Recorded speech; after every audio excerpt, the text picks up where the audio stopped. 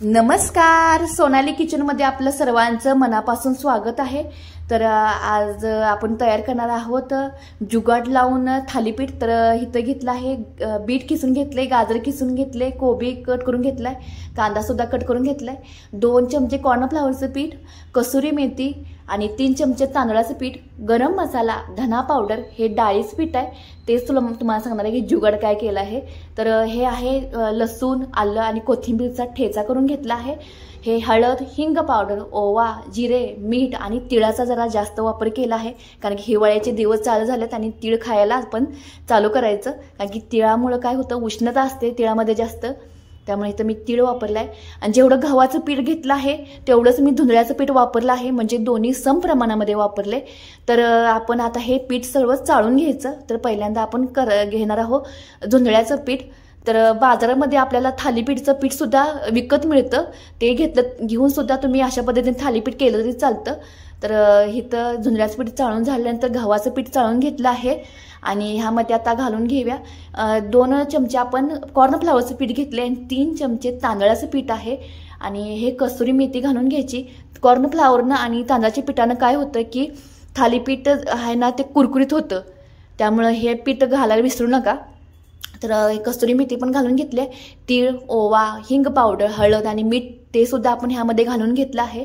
हे आहे धना पावडर घालून घेतले, हे आहे गरम मसाला आणि जिरा पावडर घालून घ्यायची। तर हे तिन्ही पण मसाला आपण घरीच तयार केलेत आणि हे आताच घ्यायचं। तर आपण रोजच नाश्त्यामध्ये पोहे, उपीट, बाकीचे पदार्थ खातच असतो, तर असा काहीतरी पौष्टिक नाश्ता खाल्लेला कधी पण चांगलाच। जरा वेळ जास्त लागतो पण खूप छान लागतो असा थालीपीठ।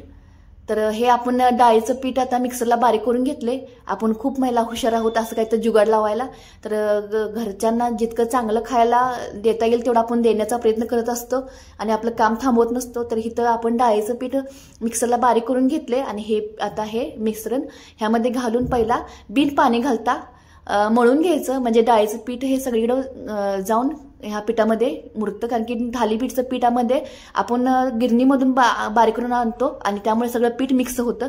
तर इथं आपण सगळे पीठ वेगवेगळे घेतलेत, त्यामुळे जरासं पहिला बिन पाणी घालता सगळं मिक्स करून घ्यायचं आणि नंतरच थोडं करून पाणी घालायचं आणि हे आता अर्धा तास हे पीठ मुरण्यासाठी ठेवूनच मग हे थालीपीठ तयार करायचं, म्हणजे ह्यामध्ये बाकीच्या मिरचीचा ठेचा वगैरे ह्या पिठामध्ये चांगला मुरतो। तर अर्धा तासानंतर आपण इथं थालीपीठ तयार करायला घेऊया। तर इथं साहित्य सर्व मी मांडून ठेवले बघा। तूप घेतले, तवा ठेवला आहे गरम करण्यासाठी।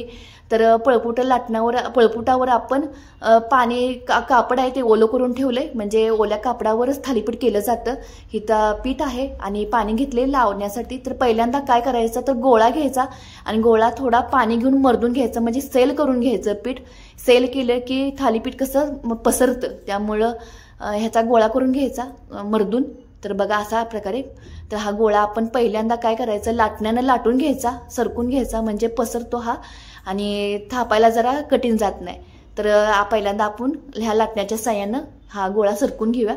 बघा अशा प्रकारे असा आपण गोळा लाटण्याच्या साह्यानं घेतला आहे लाटून। तर जिथं कमी जास्त जाड आहे तिथं आपण थापून घ्यायचा, शक्यतो थालीपीठ हे थापूनच केलं जातं। तर आपण जरा असं हे केले, लाटण्याचा वापर करून घेतलाय। तर हे थापून घेतले आणि थापून झाल्यानंतर आपण आता तव्याला तेल लावून घ्यायचं, म्हणजे खाली थालीपीठ चिटकत नाही, खालून सुद्धा चांगलं भाजतं, कुरकुरीत होतं। तवा पण चांगला गरम झालाय आणि हा तव्याला तेल लावून घेतले आणि आता हे थालीपीठ आता गरम तव्यामध्ये घातल्यानंतर बघा कशी वाफ आल्या मस्तच, आणि वास पण खूप छान येतो ते कापड टाकल्यानंतर।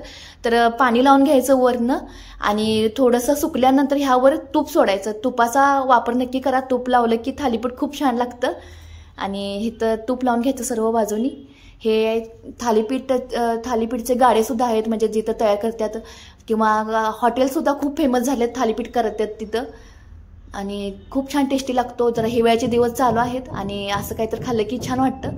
तर बघा खालून वरून चांगला कुरकुरीत असा थालीपीठ आपण भाजून घ्यायचं। हे थालीपीठ आपण दह्याबरोबर किंवा ठेच्याबरोबर खूप छान लागतं। शेंगदाण्याची चटणी दिली जाते आपल्याला जेव्हा आपण हॉटेलमध्ये जातो तेव्हा। तर बघा थालीपीठ कुरकुरीत तयार झाली। कशी वाटली आपली जुगाडवाली रेसिपी नक्की मला कमेंट करून सांगा आणि असंच आपलं चॅनल पाहत राहा। धन्यवाद।